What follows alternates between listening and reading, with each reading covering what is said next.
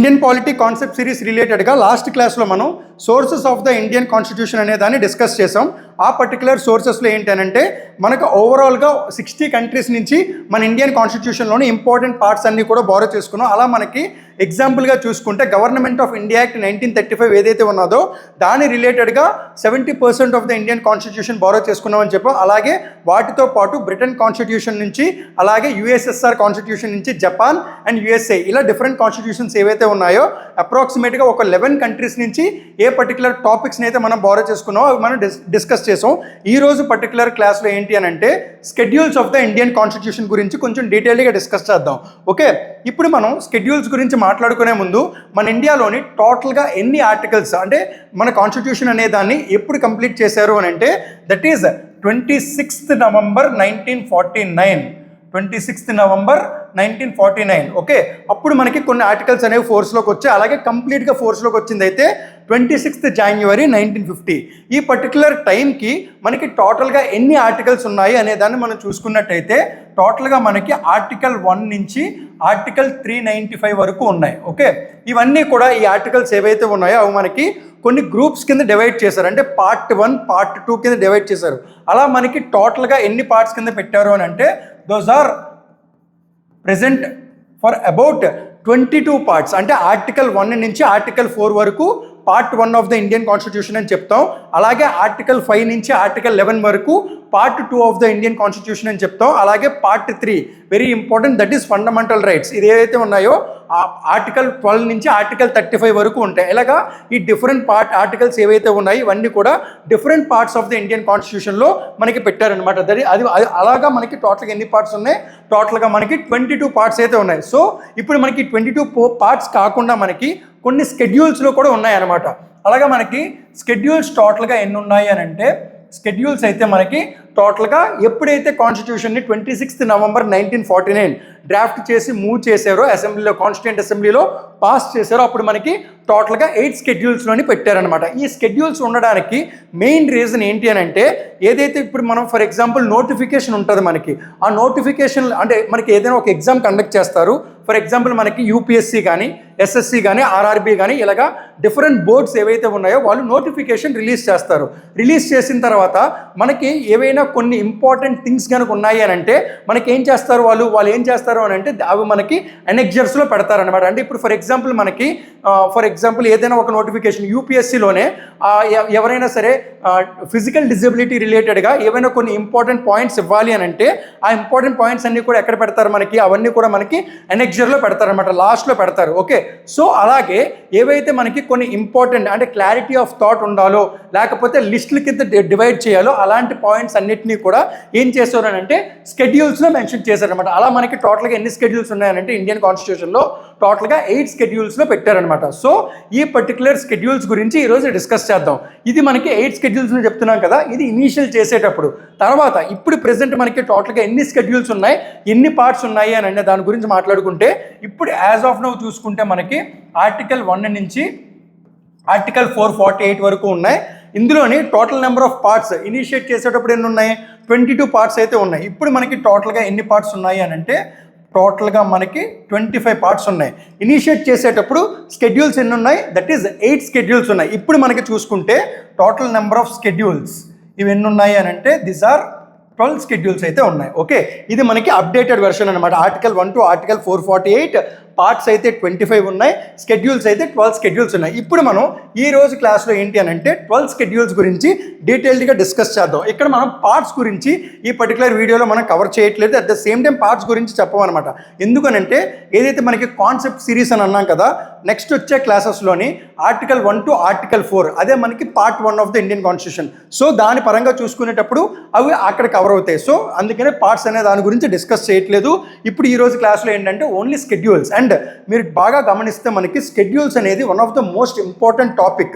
దీని నుంచి మనకి డైరెక్ట్గా క్వశ్చన్స్ అయితే వస్తాయి. అంటే స్కెడ్యూల్ 1 దేనికి రిలేటెడ్గా ఉంటుంది, స్కెడ్యూల్ 7 దేనికి రిలేటెడ్గా ఉంటుంది, స్కెడ్యూల్ 12 దేనికి రిలేటెడ్గా ఉంటుంది అనే దాని గురించి డైరెక్ట్గా మనకి క్వశ్చన్స్ అయితే వస్తాయి. ఇంక్లూడింగ్ మనకి యూపీఎస్సీ లాంటి ఎగ్జామ్స్లో కూడా ఈ పర్టికులర్ స్కెడ్యూల్స్ అనే దాని మీద క్వశ్చన్స్ అయితే ఇవ్వడం జరుగుతుంది. అలాగే ఎస్ఎస్సి అండ్ ఆర్ఆర్బీకి అయితే వెరీ డైరెక్ట్ క్వశ్చన్స్ వచ్చే అవకాశం కూడా ఉంటుంది అనమాట. సో ఈ రోజు మనం క్లాస్లో ఏంటంటే స్కెడ్యూల్స్ గురించి మాట్లాడుకునేటప్పుడు ఫస్ట్ షెడ్యూల్ టోటల్గా ఎన్ని ఉన్నాయి మనకి 12 స్కెడ్యూల్స్ ఉన్నాయి. ఇందులో first schedule of the Indian constitution ఏం చెప్పారు అని అంటే it discussed about the names of the states and their territorial jurisdiction. అంటే మన ఇండియాలోని ఎప్పుడైతే మనకి ఇండిపెండెన్స్ వచ్చిన తర్వాత మనకి డిఫరెంట్గా ఉన్నాయి కదా, ప్రిన్సిలీ స్టేట్స్ అని ఉన్నాయి, ప్రొవిన్సెస్ అని ఉన్నాయి కదా, వీటన్నిటిని కంబైన్ చేస్తూ ఈ స్టేట్స్ కింద ఫామ్ చేశారు కదా.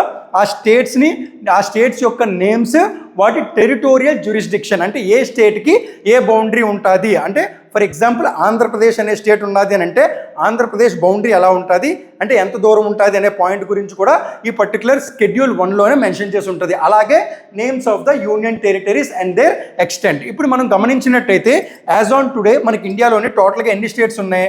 టోటల్గా మనకి 28 స్టేట్స్ ఉన్నాయి. ఓకే, అలాగే మనకి ఎన్ని యూనియన్ టెరిటరీస్ ఉన్నాయి? మనకి టోటల్గా 8 యూనియన్ టెరిటరీస్ ఉన్నాయి. అంటే ఈ particular states and union territories ఏవైతే ఉన్నాయో వాటి యొక్క names and their territorial jurisdiction చెప్పడానికి ఈ పర్టికులర్ స్కెడ్యూల్ 1లోని డీటెయిల్డ్గా మెన్షన్ చేస్తారనమాట. బట్ మీరు బాగా గమనిస్తే మనకి 1956 నవంబర్ 1 1956 ఈ పర్టికులర్ డేట్ రోజు నాడు మనకి టోటల్గా ఎన్ని స్టేట్స్ ఉన్నాయి? మనకి 14 స్టేట్స్ అండ్ 6 యూనియన్ టెరిటరీస్ మాత్రమే ఉన్నాయి. అంటే యాజ్ ఆన్ డేట్ ఇప్పుడు మనకు చూసుకుంటే 28 స్టేట్స్ అండ్ 8 యూనియన్ టెరిటరీస్ ఎలాగైతే ఉన్నాయో on November 1 1956కి 14 states 6 union territories ఉన్నాయి. ఈ particular states and union territories ఇప్పుడు మనకి బైఫర్కేట్ అవ్వడం, అంటే ఆంధ్రప్రదేశ్ స్టేట్ని ఆంధ్ర అండ్ తెలంగాణ కింద మార్చడం, అలాగే బాంబే అనే దాన్ని మహారాష్ట్ర అండ్ గుజరాత్ కింద మార్చడం, ఇలా డివైడ్ అయ్యాయి కదా, స్టేట్స్ అనేవి బైఫర్కేట్ అయ్యాయి కదా. సో వాటి యొక్క టెరిటోరియల్ జ్యూరిస్డిక్షన్, అదే యూనియన్ టెరిటరీస్ తీసుకుంటే వాటి ఎక్స్టెంట్ అవి ఎంతవరకు ఉన్నది అనే పరిధి కూడా ఈ పర్టికులర్ స్కెడ్యూల్ 1లోని డీటెయిల్గా మెన్షన్ చేసి ఉంటుంది అనమాట. సో ఈ పర్టికులర్ స్కెడ్యూల్ 1 అనే దాన్ని చాలా ఇంపార్టెంట్గా మనం చెప్పుకోవచ్చు. ఓకే, నెక్స్ట్ సెకండ్ స్కెడ్యూల్ గురించి మాట్లాడుకుందాం. సెకండ్ స్కెడ్యూల్ చూసేటట్టయితే ఇది ఒకటి కొంచెం ఇంపార్టెంట్గా చూసుకోవచ్చు. ఇక్కడ ఏంటి అని అంటే సెకండ్ స్కెడ్యూల్లోని provisions relating to the emoluments, allowances and privileges. అంటే సింపుల్గా మనకి గుర్తుపెట్టుకోవాలి అని అంటే మనకి శాలరీస్, అంటే మనం పని చేసిన తర్వాత మనకి జీతం ఇస్తారు కదా, ఆ జీతం ఇచ్చే పర్టికులర్ పర్సన్ రిలేటెడ్గా మనం మాట్లాడతారనమాట. అంటే వీళ్ళు అమోల్యుమెంట్స్, అలవెన్సెస్ అండ్ ప్రివిలేజెస్ అంటే ఎవరెవరివి, అంటే ఏ పర్టికులర్ పీపుల్ అలవెన్సెస్ కానీ అమోల్యుమెంట్స్ కానీ ప్రివిలేజెస్ గురించి మాట్లాడుతున్నది అని అంటే చూసుకున్నట్టయితే ఇండియాలోని top most place that is president of India and governors of the states. Okay, top most ప్లేస్లోని ప్రెసిడెంట్ ఆఫ్ ఇండియా ఉంటారు కదా, వాళ్ళతో పాటు స్టేట్లోని టాప్ మోస్ట్ ప్లేస్లో ఉన్నది ఎవరు? Governors. At the same time speaker and deputy speaker of Lok Sabha and state legislative assemblies. ఇక్కడ మీరు బాగా గమనించండి, speaker and deputy speaker of Lok Sabha and state legislative assemblies, అలాగే chairman and deputy chairman of Rajya Sabha and state legislative councils. Chairman and deputy chairman of Rajya Sabha and state legislative councils. అంటే అందుకనే ఇక్కడ మనకి vice president of India అనే point అవ్వలేదన్నమాట. మనందరికీ బాగా తెలుసు ఏంటని, ఇక్కడ ఎవరైతే చైర్మన్ అంటే ex officio chairman of the Rajya Sabha కింద ఉంటారో ఎవరుంటారు మనకి, ఎవరైతే ఇండియాకి వైస్ ప్రెసిడెంట్ కింద ఉంటారో సేమ్ అదే పర్టికులర్ పర్సన్ మనకి చైర్మన్ ఆఫ్ ద రాజ్యసభ కింద కూడా వ్యవహరిస్తారు. సో ఆయన అమోల్మెంట్స్ కానీ అలాగే ప్రివిలేజెస్ కానీ అలవెన్సెస్ కానీ ఎక్కడ డీటెయిల్గా ఉన్నాయి? మనకి స్కెడ్యూల్ 2లో ఉన్నాయన్నమాట. సో అలాగే మనకి judges of the supreme court and high court, అలాగే comptroller and auditor general. Okay, ఈ పర్టికులర్ ఇష్యూ అంటే ఇప్పుడు మనకి బాగా గమనిస్తే వీళ్ళందరి శాలరీస్ ఏవైతే ఉన్నాయో లేదా వీళ్ళందరి అమోల్మెంట్స్ కానీ వీళ్ళకున్న ప్రివిలేజెస్ కానీ అలవెన్సెస్ కానీ స్కెడ్యూల్ 2లోని స్పెసిఫిక్గా ఈ పర్టికులర్ పర్సన్కి ఇవన్నీ కూడా ఉంటాయని చెప్పడానికి మెయిన్ రీజన్ ఏంటి అని అంటే ఫినాన్షియల్ సెక్యూరిటీ. అంటే వీళ్ళకి ఫినాన్షియల్ సెక్యూరిటీ అనేది ఉండాలి. అలాగే అట్ ద సేమ్ టైం వీళ్ళు ఏ బాధ్యత అయినా సరే నిర్వర్తించేటప్పుడు అంటే వీళ్ళు టాప్ మోస్ట్ ప్లేసెస్లో ఉన్నారు కాబట్టి ఎవరి ఇన్ఫ్లుయెన్స్ కూడా ఈ పర్టికులర్ పీపుల్ మీద ఉండకుండా అందుకని చెప్పి వీళ్ళందరికీ కూడా ఏంటంటే స్కెడ్యూల్ 2లోని వాటికి ప్రొటెక్షన్ అనేది ఉంటుంది అనమాట. వీళ్ళ శాలరీస్కి ఎలాంటి ఇన్ఫ్లుయెన్స్ లేకుండా ఒక ప్రొటెక్షన్ అనే దాన్ని కల్పించడం కోసం స్కెడ్యూల్ 2లో పెట్టారు. ఎవరెవరిది? One is president of India, అలాగే గవర్నర్స్ ఆఫ్ ద స్టేట్స్, ఈ రెండు చాలా ఇంపార్టెంట్. అలాగే మనకి speaker and deputy speaker of the Lok Sabha and state legislative assemblies, అంటే స్టేట్లో ఉన్న స్పీకర్స్ అండ్ డిప్యూటీ స్పీకర్స్ ఎవరైనా ఉంటే వాళ్ళు కూడా at the same time chairman and deputy chairman of the Rajya Sabha and state legislative councils. అంటే ఈరోజు మనకి ఇండియాలోని టోటల్గా 7 స్టేట్స్లోని స్టేట్ లెజిస్లేటివ్ కౌన్సిల్ అనే బాడీ ఉన్నది కదా, వాళ్ళకి కూడా వర్తిస్తుంది అనమాట. సేమ్ అలాగే judges of the supreme court and high court. Okay, వీళ్ళకు కూడా ఉంటుంది. అంటే చీఫ్ జస్టిస్ కానీ మనకి వాళ్ళ సుప్రీంకోర్టులో ఎంతమంది అయితే టోటల్ నెంబర్ ఆఫ్ జడ్జెస్ ఉన్నారో వాళ్ళు ఎంతమంది ఉన్నారు మనకి? టోటల్గా మనకి 34 మెంబర్స్ ఉన్నారు, ఇంక్లూడింగ్ చీఫ్ జస్టిస్ ఆఫ్ ఇండియాతో చూసుకుంటే 34 మెంబర్స్ ఉన్నారు. అలాగా హైకోర్ట్స్ ఏవైతే ఉన్నాయో అందులో ఉన్న జడ్జెస్ కానీ అందులో ఉన్న చీఫ్ జస్టిస్ కానీ వీళ్ళందరికీ కూడా చూసుకున్నట్టయితే వాళ్ళకి ప్రొటెక్షన్ అండ్ సెక్యూరిటీ అనేది వస్తుంది అనమాట. అలాగే కాంప్ట్రోలర్ అండ్ ఆడిటర్ జనరల్ అంటే కాగ్ చీఫ్ ఎవరైతే ఉన్నారో ఆయనకి రిలేటెడ్గా కూడా ఉన్నదనమాట. సో ఈ సెకండ్ షెడ్యూల్లో ఏముంటుంది, it discusses about the allowances, emoluments and privileges అంటే వాళ్ళకున్న ప్రివిలేజెస్ గురించి మాట్లాడుతుంది. సో ఈ పర్టికులర్ సెకండ్ షెడ్యూల్ అనేది ఇంపార్టెంట్. ఫస్ట్ షెడ్యూల్ అయితే names of the states and territorial jurisdiction, names of the union territories and their extent. అదే సెకండ్ షెడ్యూల్ అయితే emoluments, allowances and privileges of these particular big personalities. Okay, next చూడండి third షెడ్యూల్లో ఏంటి అని అంటే ఓత్స్ ఆర్ ఎఫర్మేషన్స్ అంటే ప్రమాణ స్వీకారం గురించి మాట్లాడుతున్నారనమాట. అంటే ఎవరైనా ఒక పర్టికులర్ పర్సన్ ఒక పదవిలోకి వెళ్ళిన తర్వాత ఆయనతో ఎవరు ప్రమాణ స్వీకారం చేయించాలి అనే పాయింట్ని డీటెయిల్గా మనకి థర్డ్ షెడ్యూల్లో మెన్షన్ చేశారనమాట. అది ఎవరెవరికి ఉన్నది అని అంటే ఇక్కడ మీరు సెకండ్ షెడ్యూల్లో మీరు బాగా గమనిస్తే మనకి prime minister and council of ministers ఎవరైతే ఉన్నారో వాళ్ళ గురించి ఎక్కడా కూడా మెన్షన్ చేయలేదు. ఓన్లీ మనకు ఎవరెవరు ఉన్నారో చూడండి ఒకసారి. ఇక్కడ మీరు చూసుకున్నట్టయితే president, governor, speaker, deputy speaker, chairman, deputy chairman, judges and comptroller and auditor general. But మీరు బాగా గమనిస్తే మనకి ప్రైమ్ మినిస్టర్ కానీ లేదా కౌన్సిల్ ఆఫ్ మినిస్టర్స్ గురించి కానీ ఇక్కడ మనకి సెకండ్ షెడ్యూల్లో మెన్షన్ అయ్యలేదు. అది మీరు గమనించాలి. ఓకే, ఎగ్జామ్లో ఇచ్చేటప్పుడు మీకు prime minister and council of ministers కూడా ఇచ్చి మనకు కనుక ఆప్షన్లో ఇచ్చారనుకోండి, మీరు చూసుకొని కన్ఫ్యూజ్ అవ్వకుండా ఈ పర్టికులర్ ప్రామినెంట్ పర్సనాలిటీస్ అందరూ ఉన్నారని చెప్పి వాళ్ళు కూడా ఉంటారు అనే పాయింట్తో మీరు ఎగ్జామ్లో పెట్టకూడదు. ఓకే, నెక్స్ట్ ఇక్కడ చూసుకోండి ఓత్ ఆర్ ఎఫర్మేషన్స్ ఫర్ ఎవరెవరికి అనేది చూడండి. ఒకటి యూనియన్ మినిస్టర్స్ అంటే మనకి సెంట్రల్ లెవెల్లో ఎవరైతే మినిస్టర్స్ ఉన్నారో వాళ్ళనే మనం ఏమని అంటాం, కౌన్సిల్ ఆఫ్ మినిస్టర్స్. అంటే ఇందులో మనకి ప్రైమ్ మినిస్టర్ వస్తారు, అలాగే ministers of the state independent charge అనే పర్సన్స్ వస్తారు, అలాగే మినిస్టర్స్ ఆఫ్ ద స్టేట్ అనే పీపుల్ వస్తారు, అలాగే క్యాబినెట్ మినిస్టర్స్ ఉంటారు కదా వాళ్ళందరూ కూడా వస్తారనమాట. ఈ యూనియన్ మినిస్టర్స్ ఎవరు ఉన్నారో వాళ్ళందరికీ కూడా ప్రమాణ స్వీకారం ఎవరు చేయించాలి అనే పాయింట్ని డిస్కస్ చేస్తుంది. అలాగే candidates for election to the parliament అంటే ఇంకొకటి మెంబర్స్ ఆఫ్ ద పార్లమెంట్. అంటే ఇప్పుడు మీరు బాగా గమనించండి, వీళ్ళిద్దరూ ఉన్నారు. వీళ్ళిద్దరూ కూడా ఎవరు, ఫర్ ఎగ్జాంపుల్ మనకి Lok Sabha at the same time Rajya Sabha, ఈ రెండు సభల్లోనే ఎవరుంటారు మనకి, ఈ రెండు సభల్లో మనకి మెంబర్ ఆఫ్ పార్లమెంట్స్ అనే పీపుల్ ఉంటారనమాట. ఓకే, ఇక్కడ ఏమన్నారు, మెంబర్ ఆఫ్ ద పార్లమెంట్ అంటే ఎవరైనా ఒక పర్టికులర్ పర్సన్ గెలిచిన తర్వాత మెంబర్ ఆఫ్ పార్లమెంట్ కింద వెళ్ళిన తర్వాత ఎవరు ప్రమాణ స్వీకారం చేయించాలి అనే పాయింట్ గురించి చెప్తుంది. అలాగే ఇక్కడ చూడండి ఈ పాయింట్లో చూడండి, the candidates for election to the parliament అంటే మీరు ఎలక్షన్ పోటీ చేయడానికి వెళ్ళినప్పుడు కూడా మీతో ప్రమాణ స్వీకారం చేస్తారు, అప్పుడు ఎవరు చేయించాలనే పాయింట్ గురించి కూడా ఇక్కడ ఉన్నదనమాట. అది చాలా చాలా ఇంపార్టెంట్. అలాగే నెక్స్ట్ స్టేట్ మినిస్టర్స్ అంటే స్టేట్ లెవెల్లో చీఫ్ మినిస్టర్ అండ్ వాళ్ళ యొక్క కౌన్సిల్ ఆఫ్ మినిస్టర్స్ ఉంటారు కదా వాళ్ళు. అలాగే candidates for election to the state legislature అంటే ఇక్కడ ఎవరైతే నామినేట్ చేయడానికి వెళ్తున్నారో అంటే ఎమ్మెల్యేస్ కింద పోటీ చేయడానికి వెళ్తారు కదా వాళ్ళకి ఎవరు చేయిస్తారు ప్రమాణ స్వీకారం అనేది కూడా ఉంటుంది. అలాగే members of the state legislature అంటే ఎమ్మెల్యేస్ గురించి చెప్పాం కదా, అంటే ఇక్కడ ఎవరైతే ఎమ్మెల్యే కింద పోటీ చేస్తున్నారో అందరూ ఉంటారు.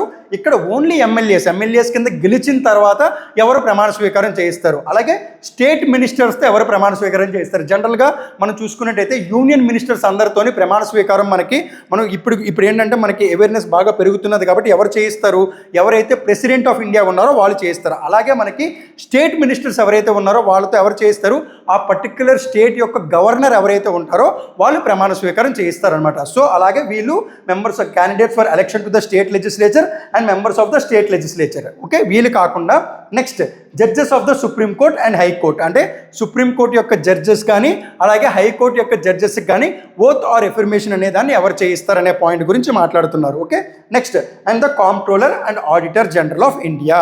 కాంప్ట్రోలర్ కాగ్లో చీఫ్ కింద ఎవరైతే ఉన్నారో వాళ్ళకి ప్రమాణ స్వీకారం ఎవరు చేయిస్తారు అనే పాయింట్ కూడా ఇక్కడ చెప్తున్నారనమాట. ఓకే, వీళ్ళ గురించి చూసుకుంటే these are the oaths or affirmations, that is ప్రమాణ స్వీకారం గురించి డీటెయిల్డ్గా చెప్తారనమాట. Okay, next fourth schedule one of the most important and most repeated schedule ఏంటి అని అంటే ఇదే fourth schedule of the Indian constitution, that is telling about the allocation of seats in the Rajya Sabha. అంటే మనకి బోత్ ఎన్ని హౌసెస్ ఉన్నాయి, మనకి లోక్సభ ఉన్నది అలాగే రాజ్యసభ ఉన్నది. ఇక్కడ మనకి బాగా గమనిస్తే ఓన్లీ రాజ్యసభ గురించి మాత్రమే మాట్లాడుతున్నారు. అంటే మన ఇండియాలోని ఏవైతే 28 స్టేట్స్ ఉన్నాయో ఈ 28 states at the same time కొన్ని యూనియన్ టెరిటరీస్కి మాత్రమే రాజ్యసభలో సీట్స్ ఉంటాయన్నమాట. అలాగా ఈ స్టేట్స్ రిలేటెడ్గా ఏవైతే ఉన్నాయో స్టేట్స్ అండ్ యూనియన్ టెరిటరీస్ అన్నాం కదా, ఈ స్టేట్స్ రిలేటెడ్గా ఒక్కొక్క పర్టికులర్ స్టేట్లోని ఎంతమంది మెంబర్ ఆఫ్ పార్లమెంట్ కింద రాజ్యసభకి పంపించాలి అనే పాయింట్ ఎక్కడ ఉంటుంది అని అంటే allocation of seats to the Rajya Sabha అనేది మనకి 4th షెడ్యూల్లో ఉంటుంది. అది ఎలా చెప్తారు అంటే depending upon the population of that particular state. Depending upon the population of the particular state అంటే వాళ్ళందరూ కూడా ఫర్ ఎగ్జాంపుల్ మనకి 28 స్టేట్స్ ఉన్నాయి. అన్ని స్టేట్స్కి ఈక్వల్ రిప్రజెంటేషన్ అయితే ఉండదు. అంటే ఫర్ ఎగ్జాంపుల్ మనం చూసుకుంటే ఆంధ్రప్రదేశ్, తెలంగాణ, అలాగే మహారాష్ట్ర, గుజరాత్, అలాగే Uttar Pradesh.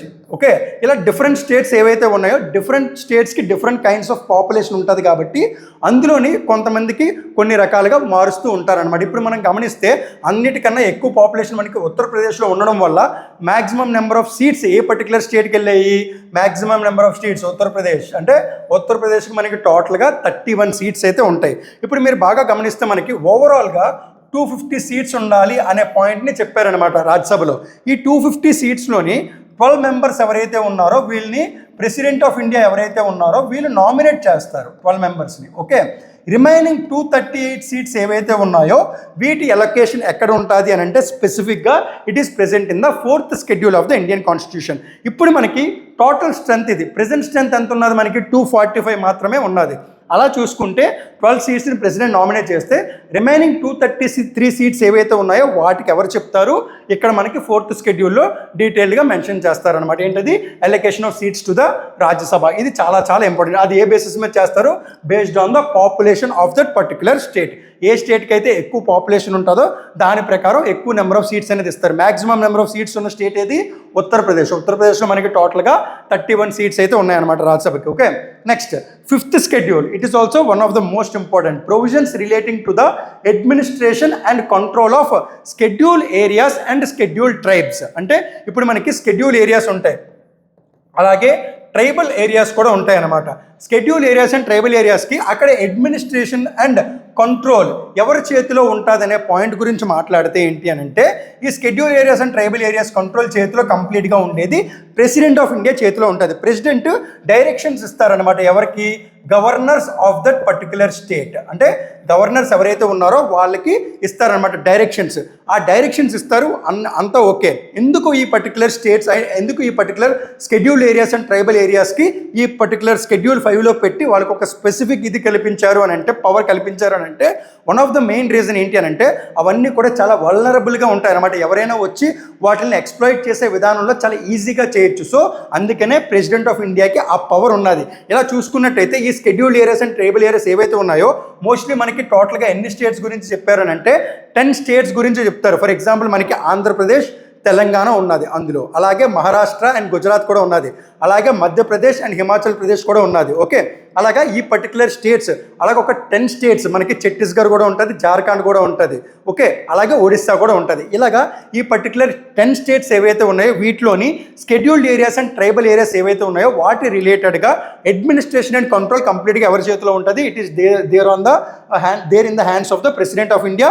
President of India will direct the powers to governor. Governor అప్పుడు ఏం చేస్తారంటే ట్రైబల్ అడ్వైజరీ కౌన్సిల్, TAC అని అంటాం. ట్రైబల్ అడ్వైజరీ కౌన్సిల్ అనే బాడీని ఏర్పాటు చేసి వాళ్ళకి ఒక ఫంక్షనింగ్ అనేది తీసుకొని వస్తారన్నమాట, కంట్రోల్ అనేది తీసుకొని వస్తారు. అంటే వీటి మీద ఏవైనా సరే రూల్స్ అండ్ రెగ్యులేషన్స్ కానీ యాక్ట్స్ కానీ డైరెక్ట్గా గవర్నర్ అనే పర్సన్ పాస్ చేయొచ్చు అనే పాయింట్ని ఈ షెడ్యూల్ ఏరియాస్ రిలేటెడ్గా అండ్ ట్రైబల్ ఏరియాస్ రిలేటెడ్గా మాట్లాడుకుంటారు. అదే మనకి 5th షెడ్యూల్లో ప్రాపర్గా మెన్షన్ చేయండి. ఇవన్నీ కూడా మనకి టోటల్గా 10 స్టేట్స్లో గురించి చెప్తారనమాట. అలాగే రిమైనింగ్ స్టేట్స్ ఏవైతే ఉన్నాయో అవి ఎందులో ఉంటాయి అని అంటే 6th షెడ్యూల్, అందులో కూడా స్పెసిఫిక్గా మెన్షన్ చేస్తారు. Provisions relating to the administration of the tribal areas in the Assam, Meghalaya, Mizoram and Tripura. ఇది చాలా చాలా ఇంపార్టెంట్. అంటే ఈ రెండింటికి తేడా ఏంటి అనే పాయింట్ మీరు గుర్తుపెట్టుకోవాలి. ఇక్కడ రిమైనింగ్ 10 స్టేట్స్ అన్నిటిలోని వస్తుంది. ఇక్కడ ఏవైతే అస్సాం, మేఘాలయ, మిజోరాం అండ్ త్రిపుర ఇవన్నీ కూడా ఏంటి? ఇవన్నీ కూడా మనకి నార్త్ ఈస్టర్న్ స్టేట్స్. ఇవన్నీ కూడా మనకి నార్త్ ఈస్టర్న్ స్టేట్స్. వీటి రిలేటెడ్గా మాట్లాడుకుంటారనమాట. ఓకే, ఈ పర్టికులర్ స్టేట్స్ ఏవైతే ఉన్నాయో అవి గుర్తుపెట్టుకోవాలి. అస్సాం, మేఘాలయ, మిజోరాం అండ్ త్రిపుర. ఈ స్టేట్స్లోని ట్రైబల్ ఏరియాస్కి, నార్త్ ఈస్టర్న్ స్టేట్స్కి అడ్మినిస్ట్రేషన్ అనేది మనకి కంప్లీట్గా డైరెక్ట్గా ప్రెసిడెంట్ యొక్క చేతిలో ఉంటుంది, ఆయన గవర్నర్కి డైరెక్ట్ చేస్తారు. ఇది మనకి షెడ్యూల్ 5 అండ్ షెడ్యూల్ 6. ఈ రెండింటికి డిఫరెన్స్ అయితే ఒకటి ఏంటి అని అంటే schedule areas and tribal areas ఇక్కడ మనకి అప్రాక్సిమేట్గా ఒక 10 స్టేట్స్ ఉంటాయి. ఇక్కడ ఏంటి అని అంటే ఓన్లీ 4 స్టేట్స్. అవి ఏంటి? Those are also the north eastern states, that is Assam, Meghalaya, Mizoram and Tripura. That is present in the schedule 6 of the Indian constitution. Okay, next most important that is 7th schedule.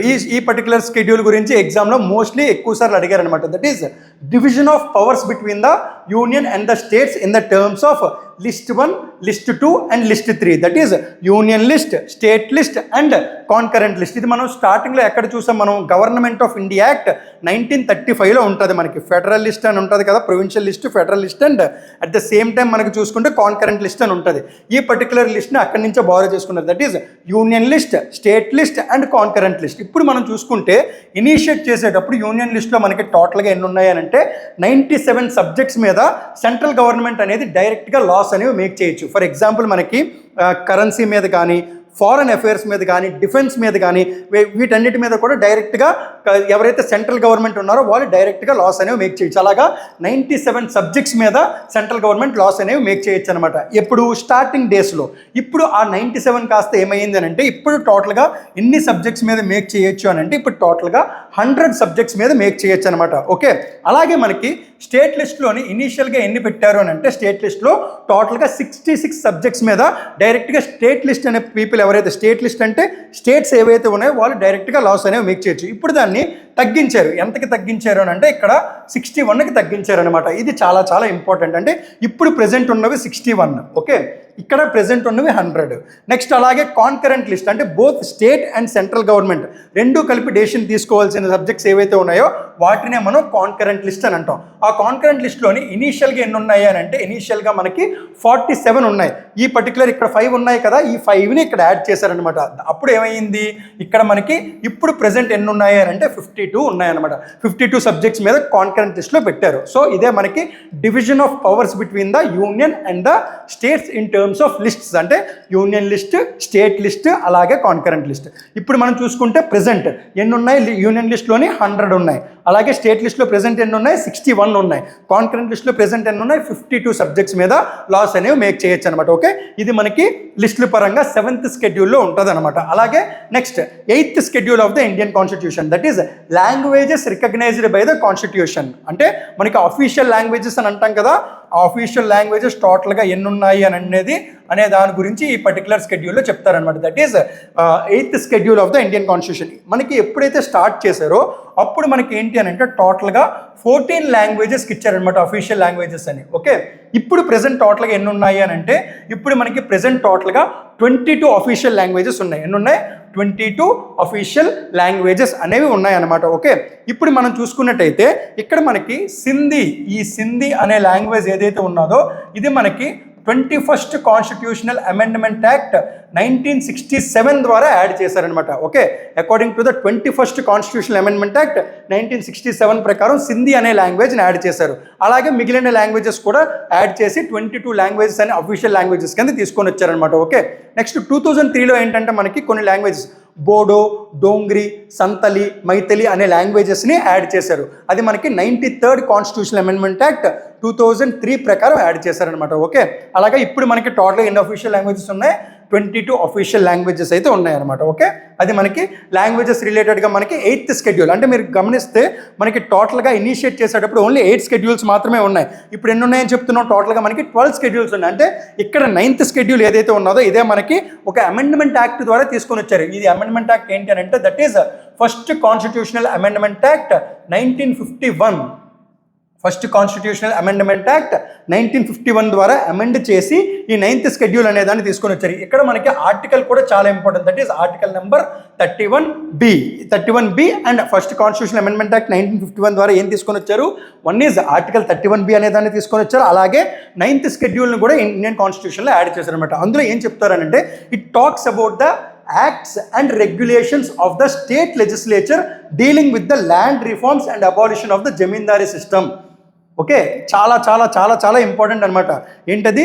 Acts and regulations of the state legislature dealing with the land reforms and abolition of zamindari system and of the parliament dealing with other matters. అంటే ఈ acts and regulations ఉన్నాయి కదా, ఇప్పుడు మనకి టోటల్గా ఎన్ని acts and regulations ఉన్నాయని అంటే ఇనీషియల్గా మనకి ఒక 2 యాక్ట్స్ మాత్రమే పెట్టారు. ఇప్పుడు ప్రెసెంట్గా టోటల్గా 82 యాక్ట్స్ అండ్ రెగ్యులేషన్స్ అనేవి తీసుకొని వచ్చారు. దేని మీద? Land reforms and abolition of the zamindari system మీద తీసుకొని వచ్చారు. టోటల్గా 82. ఈ పర్టికులర్ 9th షెడ్యూల్లో ఏం చెప్తారు అని అంటే ఈ యాక్ట్స్ ఏవైతే ఉన్నాయో, ఈ రెగ్యులేషన్స్ ఏవైతే ఉన్నాయో వీటిని జ్యుడిషియల్ రివ్యూ, ఏంటది? జ్యుడిషియల్ రివ్యూ అనేది చెయ్యకూడదు. జ్యుడిషియల్ రివ్యూ అనే దానికి లేదు, అలౌ చేయకూడదు. ఎప్పుడైనా సరే ఫండమెంటల్ రైట్స్ అనేవి వైలేట్ అయ్యింది అనుకోండి, సుప్రీంకోర్టు జ్యుడిషియల్ రివ్యూ అనేది చేయొచ్చు అనమాట. డైరెక్ట్గా వాళ్ళకి ఒక అధికారం ఉంటుంది అనమాట. ఓకే, సో అలాంటి జ్యుడిషియల్ రివ్యూ అనేది ఇక్కడ ఈ పర్టికులర్ కేసులోని చేయకూడదు అనే పాయింట్ని చెప్పారనమాట. ఓకే, బట్ ఇక్కడ సుప్రీంకోర్టు ఏమని తీర్పిచ్చిందంటే ఒక కేసులోని కోయల్హో